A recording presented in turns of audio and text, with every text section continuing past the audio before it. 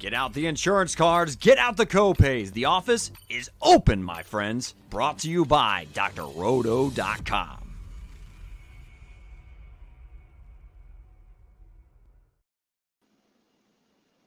It's time once again for everybody to come aboard that Green Screens Media Train, recording live from somewhere. This is One and Done, your fast things, your fast break for all things college hoops, of course. It's too fast. It's too fast. It's too furious. And I'm trying to push some buttons back here. Miss our guy, Eric the Blue, of course. He's not here. But first of all, this is your fast break for all things college basketball. This is One and Done.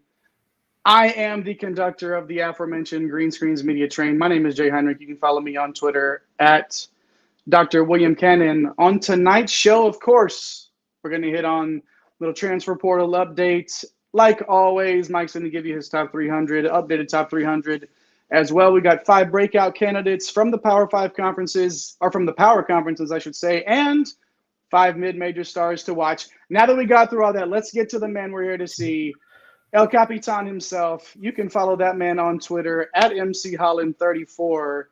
That's the OG Money Mike. The captain himself. That's Mike Holland. What it do, baby? We're back, man. We're back. We're almost to August, which means football starting pretty soon, which we know we're excited about. But guess what's around the corner? November's not that far, really, when you think about it. I mean, you turned an 8 in August to an 11 in November, and there we are. And then a shout out to our guy, man, Jay Heinrich here on the ones and twos and hosting, because for some reason, I don't know how this guy gets all these vacations approved.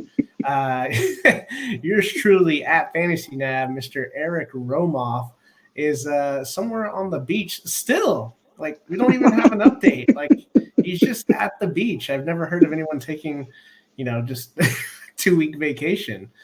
So hopefully he's enjoying himself. But yeah, you teed it off, man. Check out the new site, drroto.com. We've updated some things there. You can find all of our work, especially my top 300 big board. We're going to have some college basketball articles start to trickle in as we get through August, heading towards the season. And we know you've got some NFL content coming out, Jay. I do some NBA.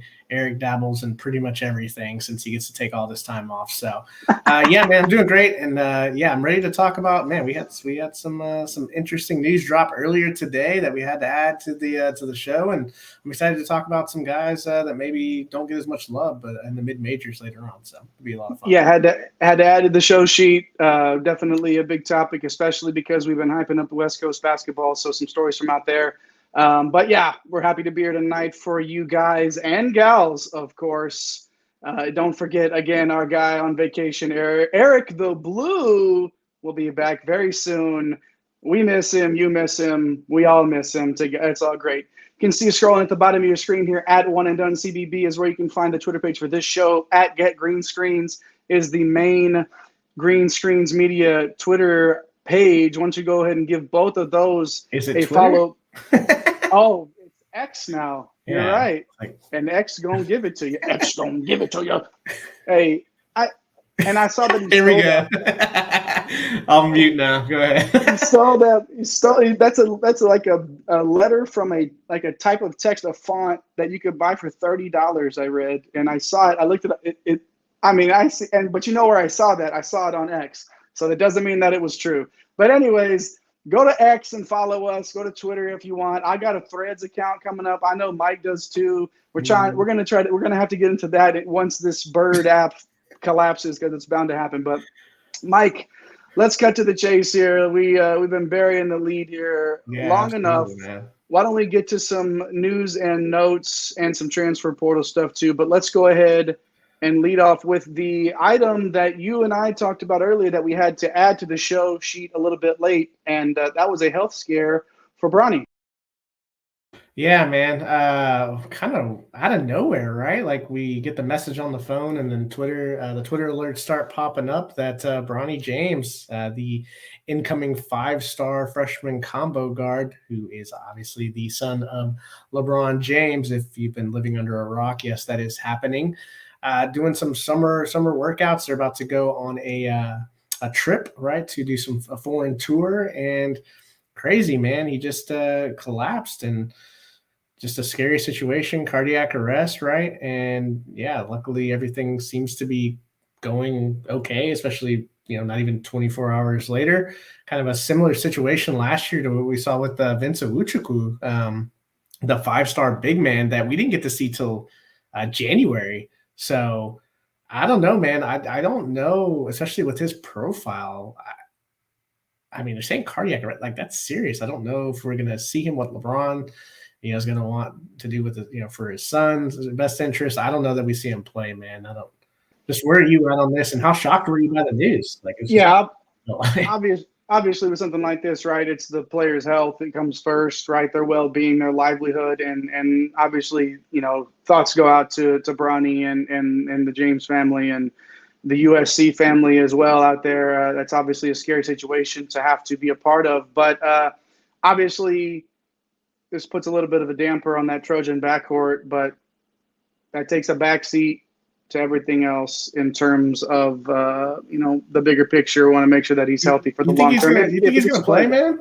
Like, Wuchukwu came back in January. Do you think he maybe comes back I guess we don't have enough information because it just happened, right? Right. Well, okay. So if we want to talk about like cardiac arrests in athletics and big time athletics, Hamlin, the guy from Buffalo, right? He's been cleared to play football again. Right. Obviously, that was like a split second, like 1 in a trillion, like, trillionth of a second sort of an impact that caused that for him. And he has the same chance of that happening again, but him going out. Depending on what type of heart ailment Bronny's dealing with here, this could be more than that. There's a lot. I don't like speculating on people's health, and I see a lot of that on social media right now. I see conspiracy people like getting their jabs in and doing whatever it is they want to say. I'm not diving into that, man, at all. Oh, but goodness. What I do know is that we need to make sure that this guy's health is up front and first and foremost. So thoughts and prayers, if that's what you do, if you're a praying type, do that for Bronny. Thoughts go out to the James family. Next, Mike, Jose Perez. Okay, let's get in. Here we go. Let's get out. Here we go. Back and forth. Huggy Bear leaves, blah, blah, blah. What's going on? Jose Perez is now back to Morgantown. Dude, this guy's career. I feel like we've probably talked about Jose Perez more for someone that hasn't played meaningful basketball. I mean, we've talked about it. Like, the storylines are there, right? His last 3 coaches fired. The whole Manhattan issue with Steve Masiello. He doesn't get the waiver, which I think he should have gotten a waiver last year, right? Because of the circumstances that happened like 2 weeks before the season. And then the Huggins thing. And then I saw on Twitter that Huggins is at the basketball tournament, the one with the I guess they get to the $1 million, all the college. I guess he was at the game tonight, supporting the West Virginia alumni. So we know that whole story. Wait, isn't he still? He's the coach there, right? Yeah, right. in his mind, like, I don't know, man. So me too.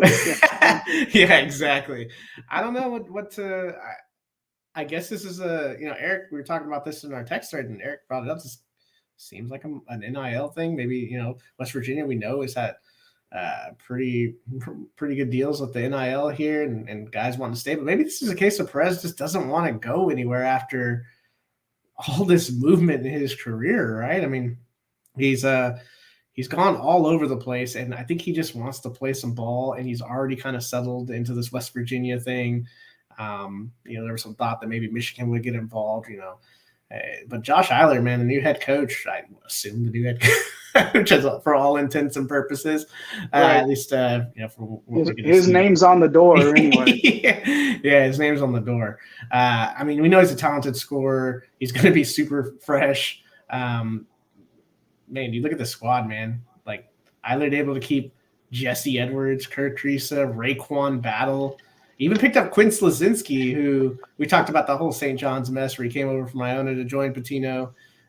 Patino gets another guy.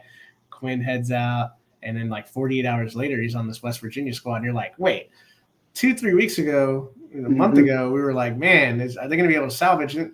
They basically got everyone back except for Trey Mitchell, who went out the door, and Joe Toussaint. So I don't know, man. Just a weird year, off season at least for West Virginia. We'll see what happens during the year. What are your thoughts, man? Yeah, this is still a top 20 roster, and either can probably right the ship with the talent that's there. This is gonna. I think West Virginia is going to hit the ground running this year, and could be one of those teams that were like 16-1, 17-2, and then maybe that might be maybe let's go 30. The band of brothers, maybe maybe like they could be like 12-2, 13-2, and really like be a top 10 team. Heading into conference play or January or whatever, and then that Rodney Terry effect. Oh yeah, you're gonna get me going right now, Terry, man. Well, I'm just saying, he kind of saved the mess that happened in Texas. He did, but he did. He did. Could maybe do the same. He did, and to his credit, Rodney Terry obviously did that in the middle of the season, which is even more impressive. And I should give the guy more slack, but that's just not who I am. But.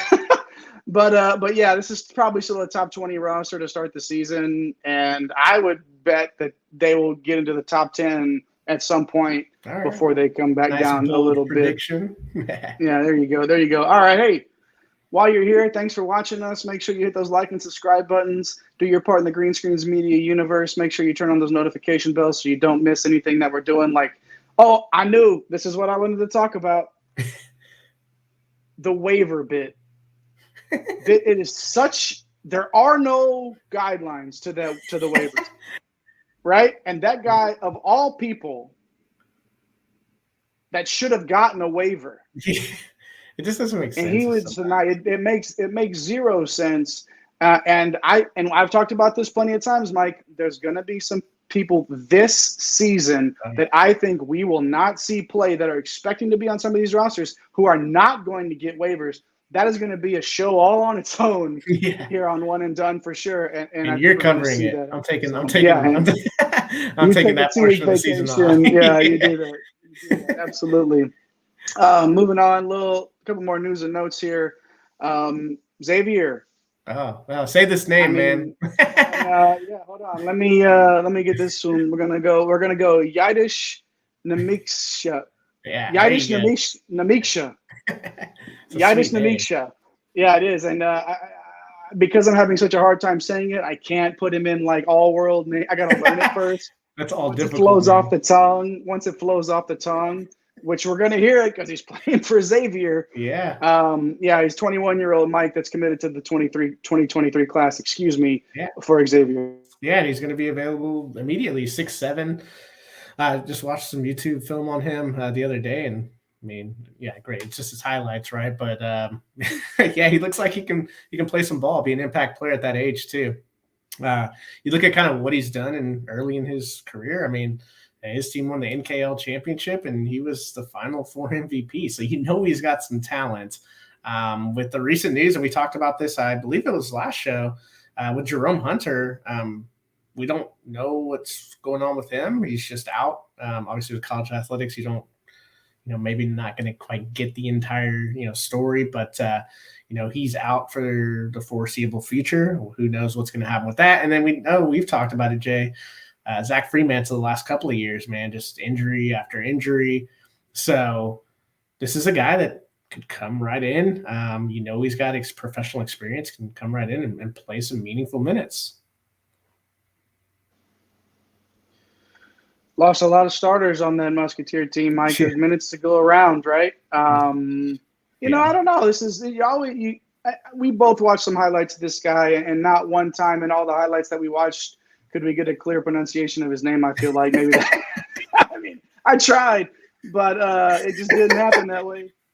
But obviously, a quality player, lots of experience. We talk about these coaches wanting experience, Mike, on their rosters, and you get somebody that counts as a part of your recruiting class and is 21 years old and just comes on right in and is going to probably play very meaningful minutes. I think you've got to be really pleased there on that campus. Lastly, Mike, before we close out the news and notes, the Colonial is no more. See ya. They're going by the coast. It's still the CAA. But Mike, now it's the Coastal. Yeah. So when you look into this, it's like, why the name change? So they're describing this as they put it in to reflect the expansion and modernization of the league. This feels like like U.S. history back in fourth grade. I don't know. Do you care about this, man? Yeah, I care about it for one reason, because when I think of like the colonial, if I think of the word colonial, I think of like the dude on the oatmeal tin, the Quaker Oats guy. Like that's Absolutely. old white dude. Yeah, Right. yeah. And you don't J. Crew. necessarily. That's not necessarily when you talk about wanting to modernize. Colonial is not exactly a modern word, so I get it. You want to get in with the times.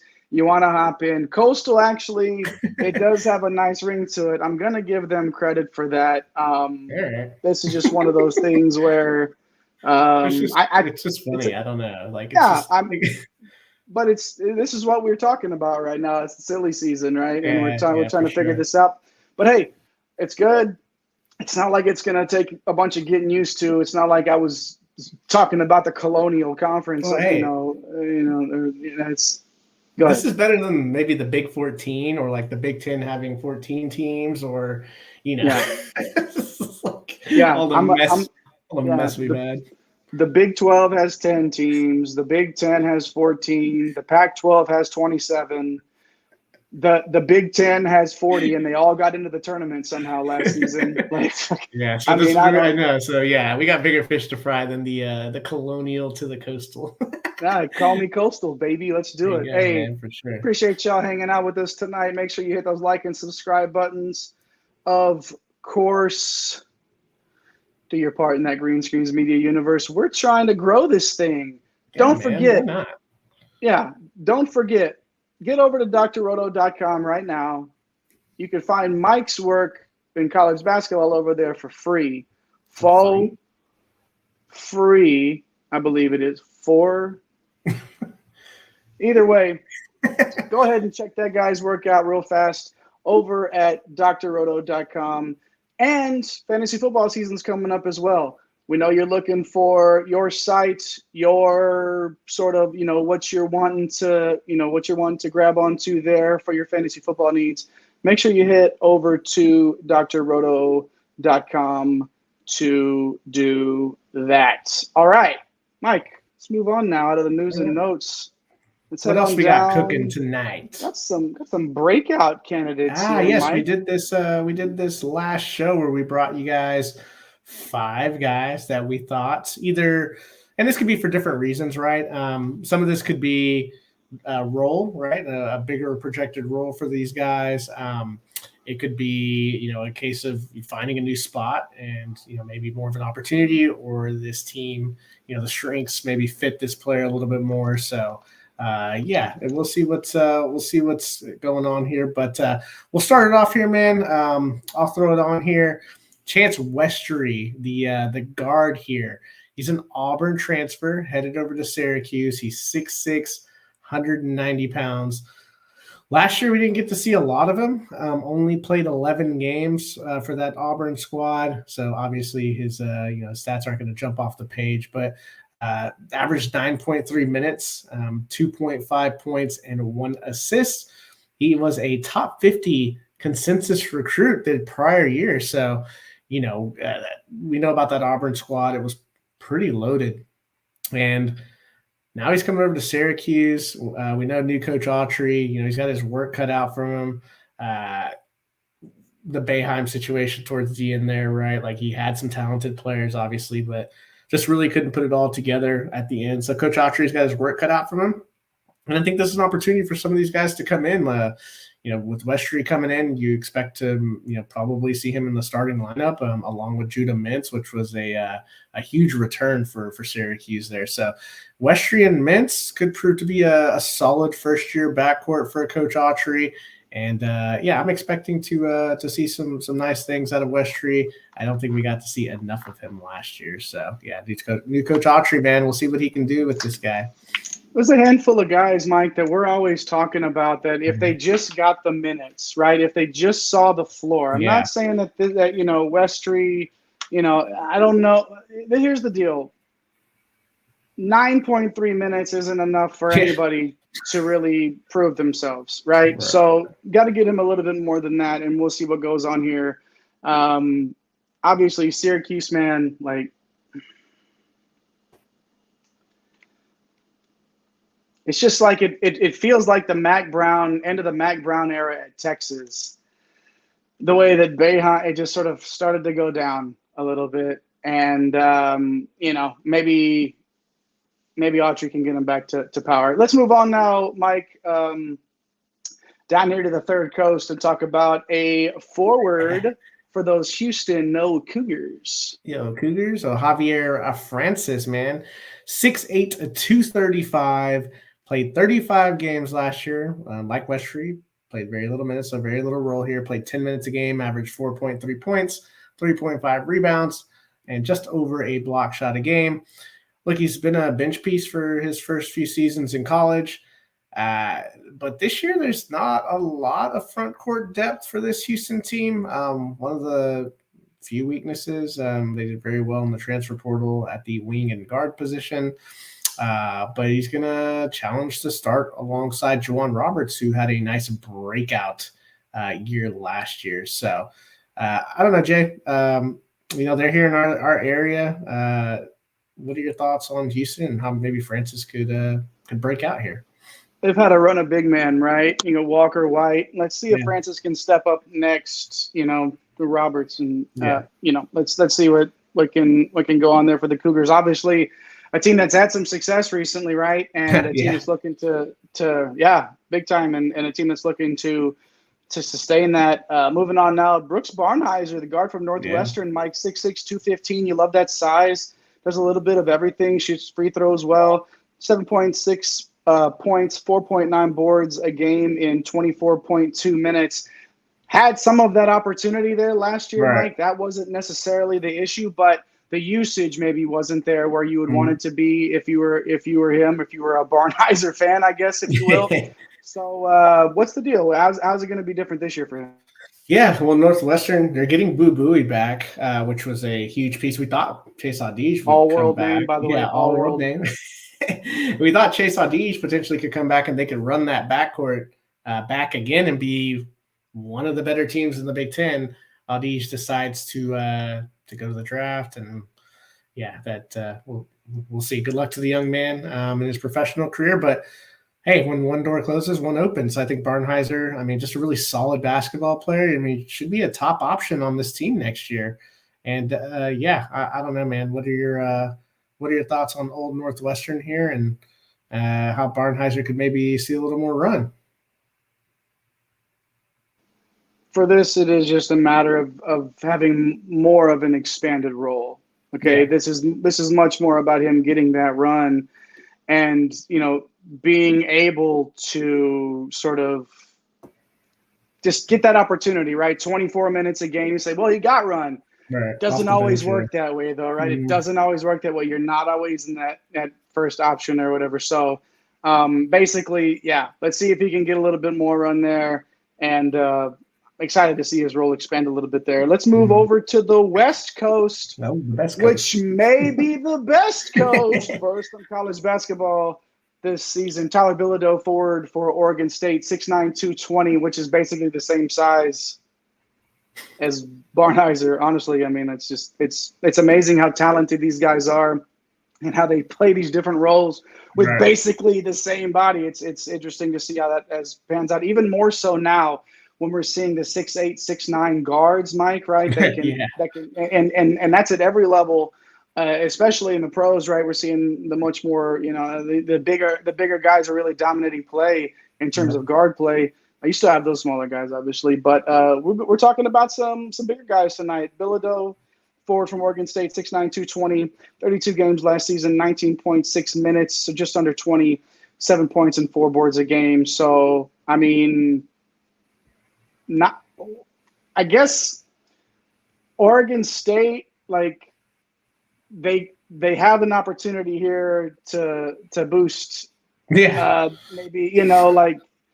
to give it, to take that next step, I guess. So man, they're down in the dumps, and with a with a reloaded Pac-12. It's going to be pretty tough, but really like the way Bilodeau played, especially, man, he came on really strong towards the end of the year. That was just his freshman year. So, he's going to be entering his sophomore year. And really, when you look up and down this roster, I mean, Glenn Taylor's out the door.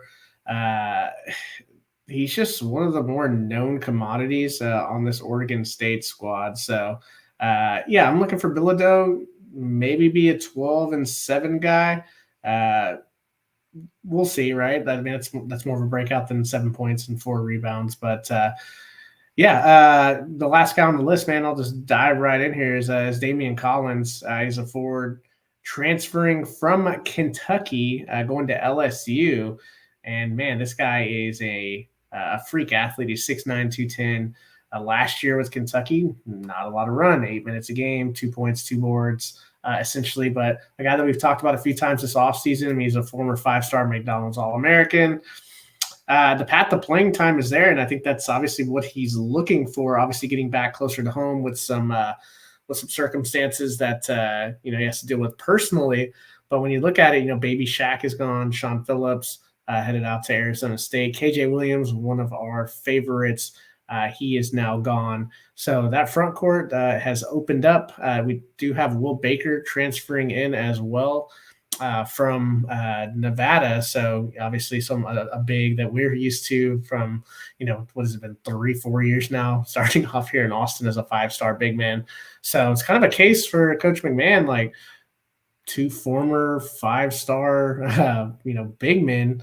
They can play next to each other. One can play the 4, the other can play the 5. And man, if he can unlock the potential with both of these guys, I know we've seen a little bit of it from Baker, but man, I want to see it from Collins because I think he's going to be a lot of fun here.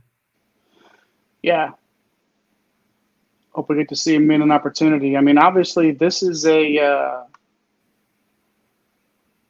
just going to be a major push for McMahon there. Yeah, we could maybe see that, in year 2. So let's go ahead and see what Collins can do there.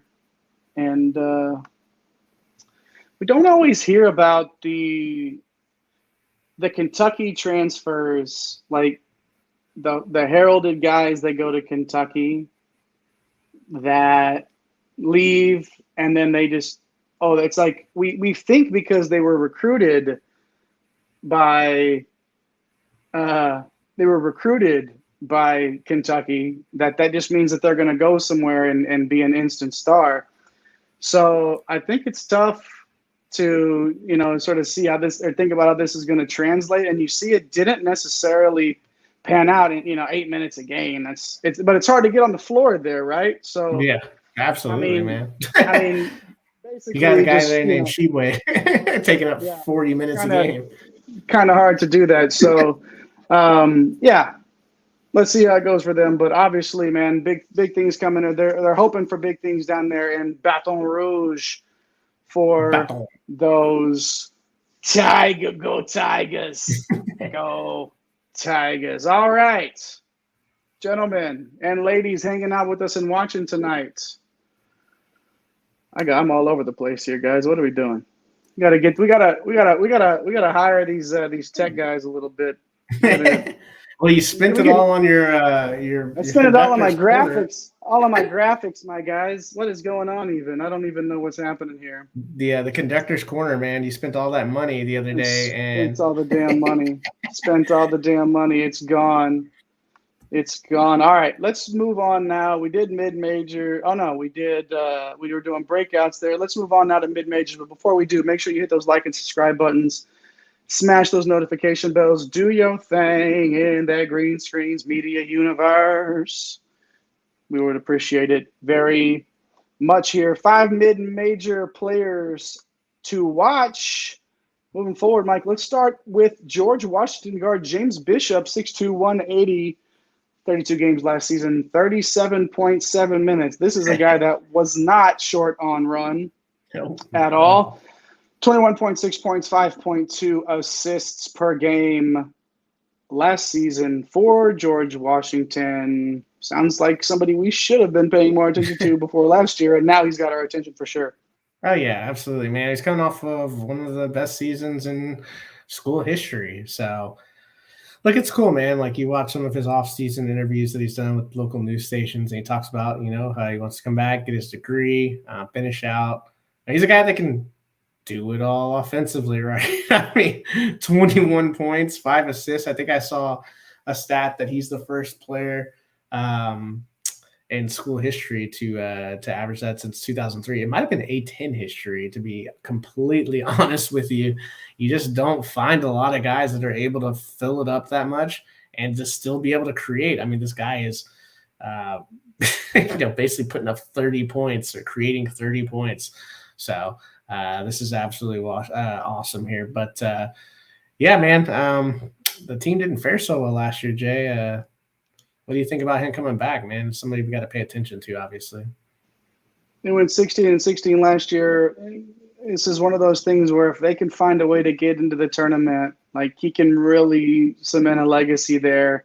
And it's another place that switched their names from Colonials. George Washington is now the Revolutionaries. Is this what I'm hearing? I'm getting this into my ear right now. Revolutionaries used to be Colonial. Everybody's getting away from Colonial. The word Colonial, anything that sounds like Colonial or looks like Colonial, that's just to get that in my ear right now. So we'll see how that goes. But yeah, this is an opportunity for a mid-major guy to really, like, Max Asmus did. This is a guy, George Washington, that has an opportunity to really leave a legacy behind. Let's move on now to Albany. Jonathan Beagle, the forward, 6'9", 240. There's a little bit of beef there. 31 games last season, 31.6 minutes, 12.4 points, 7.5 boards per. Pretty strong freshman season last year, Mike, and it's probably just going to go up from there for Beagle. Yeah, man, and he's someone that dipped a toe into the old transfer portal waters, but decided to come back, and he's a hometown kid, so that's pretty cool. A lot of times we see these guys just jump in, go get that NIL money or get a bigger opportunity.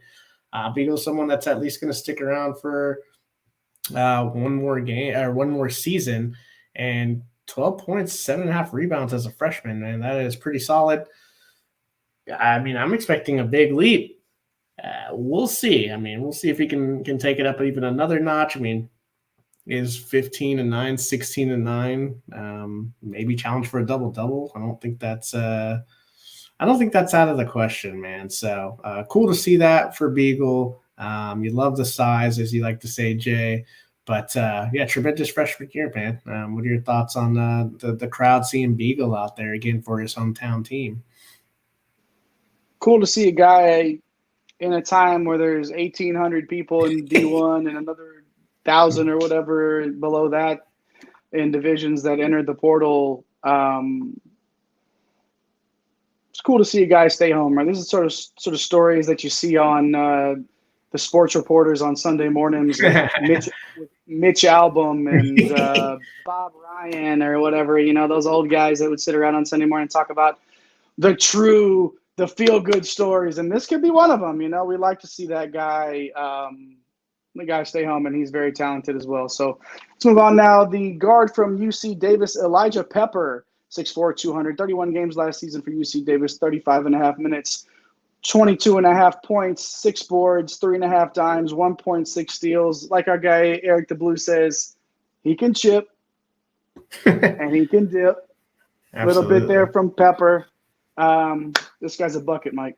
Yeah, I mean, he broke the single season scoring record for UC Davis. So I would say he's a bucket, but man, he doesn't only just score. He's a good rebounder, a willing passer, pretty active defensively when you look at that 1.6 steals per game. So Pepper is someone that you really got to look at here, man. So pretty excited to see that. Couple of guys here at the end of our run here, Jay. Tyler Thomas from Hofstra, he's 6'3", 200. Another guy that can really score, average 16.5 points, 40% from three. Like this Hofstra team, we talked about it last year, really Aaron Estrada was the main cog here. But, man, Thomas was excellent. He's a great outside shooter, like we just talked about. I mean, 40% from three. I mean, he's going to be the man this year now that, Estrada's headed over to Alabama. So I expect Tyler Thomas to take another step forward. And then Trey Townsend from Oakland, man, 6'6", 230, average 16 and 8. Another kid that cool story, Jay. I mean, both parents played at Oakland, could have gone to a Power 5, comes back. You expect him to be dominant. Man, I like these two guys, and Thomas and Townsend. What are your thoughts on these kids? Oh, got you on mute. Sorry, with Townsend specifically, like 52% from the field, but 39% from three. Like that gets it done, And if he gets any better, you get into that 40 to 41% from three range. That's ice water, man.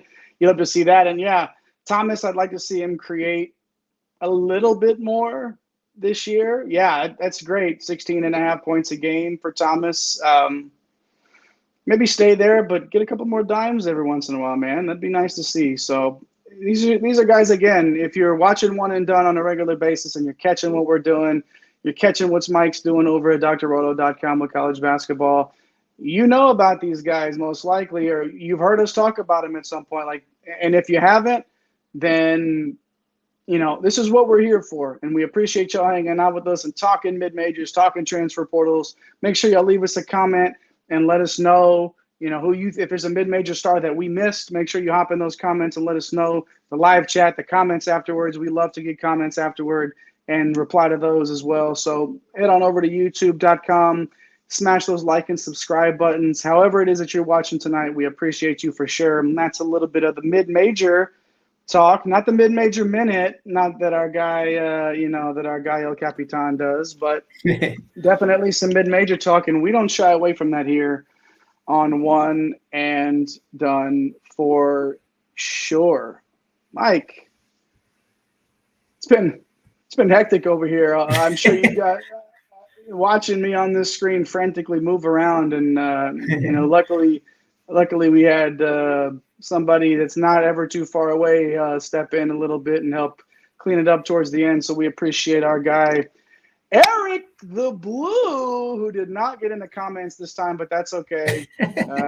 Maybe next time. We appreciate that. Mike, anything else you want to say before we wrap up tonight? Nah, man. Previews are coming, man. They're coming. And we're going to have a small pop here from the transfer portal with the summer classes ending. So we'll get you guys covered on all that, man. But yeah, we're here to give it all, man. We're going to talk about,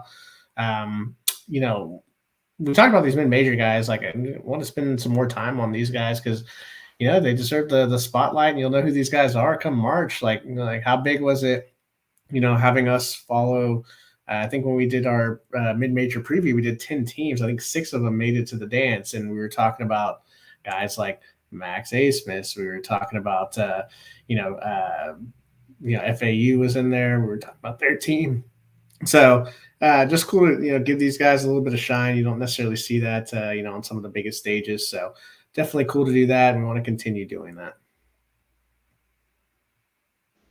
No doubt about it. No doubt about it. Thanks for sticking with us tonight through some production stuff on my end. Trying to push the buttons and do all that stuff is, got an appreciation for that for sure. And it doesn't help when your production material sort of crashes in the middle of what's going on as well. So shout out again to our guy, Eric, for hopping on in a pinch and helping us out there. Shout out to you guys for watching us tonight. Shout out to my guy, Julio Rodriguez, that I just traded for in the keeper league that I'm in with Mike and Eric, who hit 2 bombs tonight. Shout out to my guy, Jackson Shelstad, future Pac-12 newcomer of the year. And shout out to you for hanging out with us tonight on One and Done. Make sure you push all those buttons. And don't forget to get this bread, baby. Thanks for stopping by the office. Get your fantasy prescription by subscribing to the channel and checking out drroto.com. And until the next visit, be well and take care.